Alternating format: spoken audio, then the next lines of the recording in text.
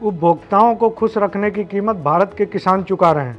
वो किसान जिनकी सरकारी आंकड़ों में रोजाना की शुद्ध औसत आय सिर्फ 28 रुपये है। उपभोक्ताओं को सस्ता आटा उपलब्ध करवाने के नाम पर इस साल की शुरुआत में लाई गई ओपन मार्केट सेल स्कीम, जिसे OMSS कहते हैं, से किसानों को करीब 45,000 करोड़ रुपए का फटका लगा है। यह अनुमान जाने माने अर्थशास्त्री अशोक गुलाटी, राया दास, संचित गुप्ता और मनीष कुमार प्रसाद के एक रिसर्च पेपर में लगाया गया है।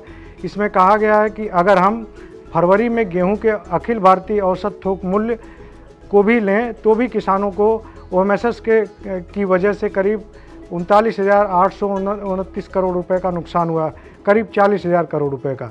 यानी ओपन मार्केट सेल के खेल में किसान लगातार पिस रहे हैं और ये स्कीम इस साल तीसरी बार जारी है। दोस्तों नमस्कार, मैं हूं ओम प्रकाश और आप देख रहे हैं किसान तक।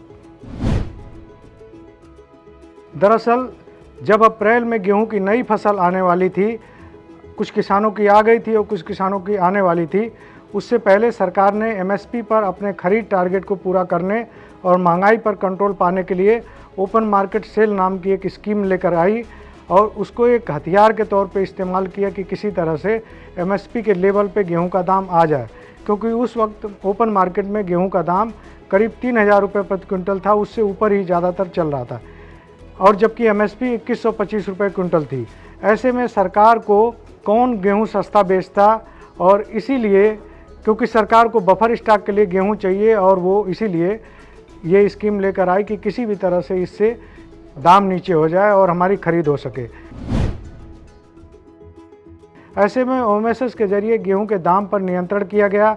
भारतीय खाद्य निगम यानी FCI ने इस स्कीम के जरिए बहुत कम कीमत पर 15 मार्च तक 33 लाख टन गेहूं मार्केट में डाल दिया, वरना किसानों की जेब में उससे ज़्यादा पैसा जाते। हालांकि इसके बावजूद सरकार 341.5 लाख टन की अपनी सरकारी खरीद का जो टारगेट है वो पूरा नहीं कर पाई, और क्योंकि गेहूं की जो सरकारी खरीद हुई सिर्फ 262 लाख टन पे सिमट गई, क्योंकि बाहर ओपन मार्केट में किसानों को ज़्यादा दाम मिला। गेहूं के दाम को कंट्रोल करने के लिए सरकार ने सस्ता गेहूं बेचा, लेकिन यह कितना सस्ता था इसे भी जान लेना ज़रूरी है, और ये गेहूं मिलर्स को बेचा गया।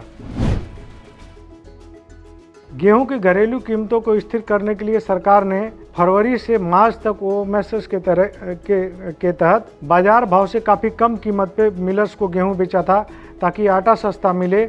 और OMSS के जरिए जो बिक्री हुई वो शुरुआत में 2350 रुपये प्रति क्विंटल के दाम पे हुई, बाद में इससे भी कम करके उसको 2150 रुपये के लेवल पे लाया गया, जो गेहूं की आर्थिक लागत आती है उससे भी कम था।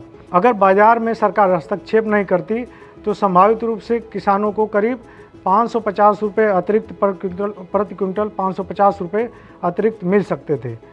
अब बात करते हैं कि OMSS से एक्चुअल में फ़ायदा किसे मिला। महंगाई कम करने के नाम पर इस साल तीसरी बार OMSS के तहत रियायती दर पर गेहूं बेचने का ऐलान किया गया है, लेकिन क्या महंगाई पर इसका कोई असर पड़ा है? क्या गेहूं और आटा का दाम कम हो गया है? क्या आपको पहले से सस्ता आटा मिलने लगा है? गेहूं और आटे के दाम को लेकर सरकार के आंकड़े भी इसकी तस्दीक कर रहे हैं कि इसका इम्पैक्ट उतना नहीं हुआ जितना सोच के स्कीम लाई गई थी। OMSS के तहत उपभोक्ताओं को सस्ता गेहूं सरकार नहीं देती। OMSS के तहत जो सरकार गेहूं देती है वो देती है मिलर्स को और बड़ी सरकारी एजेंसियों को। वही लोग OMSS के तहत जो सस्ता गेहूं लेने की जो मौज है वो काट रहे हैं, जबकि उपभोक्ता ज़्यादा दाम पे गेहूं ले रहा और ज़्यादा दाम पे आटा खरीद रहा है। जब सरकार से मार्केट के मुकाबले काफ़ी सस्ता गेहूं लिया जा रहा है तो उसका फायदा उपभोक्ताओं तक आखिर क्यों नहीं पहुंच रहा? क्या इसका मतलब ये समझा जाए कि कुछ लोग महंगाई कम करने के नाम पे OMSS के जरिए मुनाफे की मलाई खा रहे हैं, या फिर रियायती दर पर खरीदे गए गेहूं की जमाखोरी हो रही है? क्या इसीलिए सरकार ने गेहूं की जो स्टॉक लिमिट है वो 3,000 टन से कम करके अब 2,000 टन कर दिया है, क्योंकि उन्हें लगता है कि गेहूं की कहीं ना कहीं जमाखोरी हुई है? अब हम बात करते हैं कि क्या उपभोक्ताओं को सस्ता आटा मिला।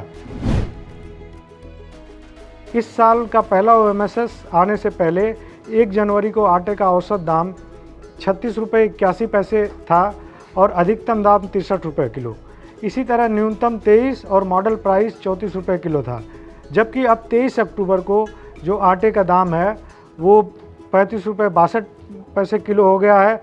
अधिकतम दाम 70 रुपये किलो है, न्यूनतम दाम 27 और मॉडल प्राइस 35 रुपये किलो है।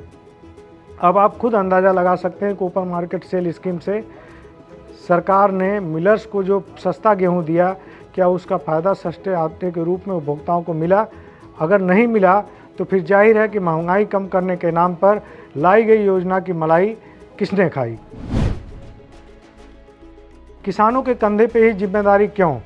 यह भी एक बड़ा सवाल है कि महंगाई कम करने की जब भी बात आती है तो किसान सामने आते हैं। यह बात सच है कि गेहूं का मूल्य बढ़ने से महंगाई बढ़ेगी, लेकिन महंगाई कम करने की जिम्मेदारी सिर्फ किसानों के कंधे पर क्यों होनी चाहिए, जबकि सरकार का ही दावा है कि 80 करोड़ से अधिक लोगों को फ्री या 2-3 रुपये किलो के नाम मात्र के शुल्क पर अनाज उपलब्ध करवाया जा रहा है। ऐसे में सवाल यह है कि फिर गेहूं का दाम किसके लिए कम करवाया जा रहा है? अगर सरकार सस्ता आटा देना चाहती है तो ये बहुत अच्छी बात है। किसानों का हक मारने की जगह वो आटे पे सब्सिडी दे सकती है। क्या दाम कम करने से किसानों की आय बढ़ेगी? ये क्या फार्मूला है कि जब भी किसानों के किसी उपज का दाम बढ़े तो उसको एक सोची समझी रणनीति के तहत कम कर दिया जाए? किसानों को दरअसल दोहरी मार पड़ी है गेहूं के मामले में। जब उन्हें गेहूं का अच्छा दाम मिलने की शुरुआत हुई थी तब 13 मई 2022 से इसका एक्सपोर्ट बंद कर दिया गया। उसके बाद अभी तक उसका इंतज़ार है कि वो एक्सपोर्ट खुले। फिलहाल निकट भविष्य में ऐसी उम्मीद नहीं दिख रही है।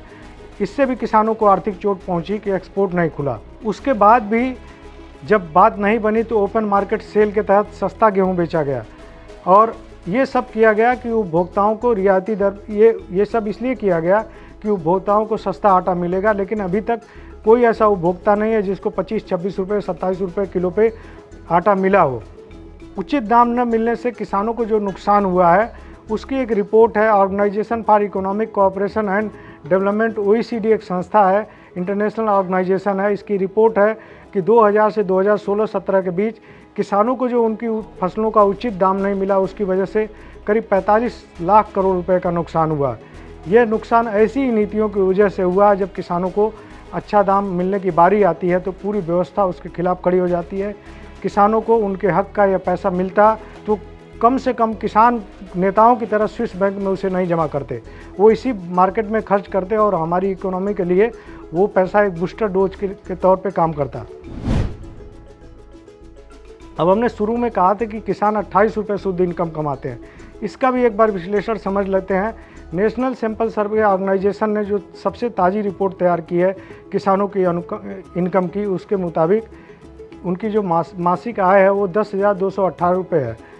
इसका मतलब उसमें से भी जो फसलों से शुद्ध आय है वो 3798 रुपये ही होती है। उसमें से भी 2959 रुपये जो है किसान उत्पादन पे फसलों के उत्पादन पे खर्च कर देते हैं और इस हिसाब से प्रतिदिन उनको सिर्फ 28 रुपये बचता है।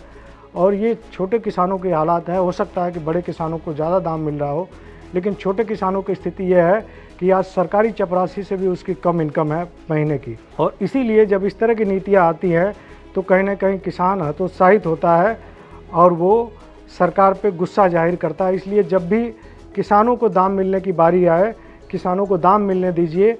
और उपभोक्ताओं को अगर आप सस्ता देना चाहते हैं तो जैसे 80 करोड़ लोगों को आप सस्ता भोजन करा रहे हैं, उसी तरह से आटे पे भी सब्सिडी दे दीजिए।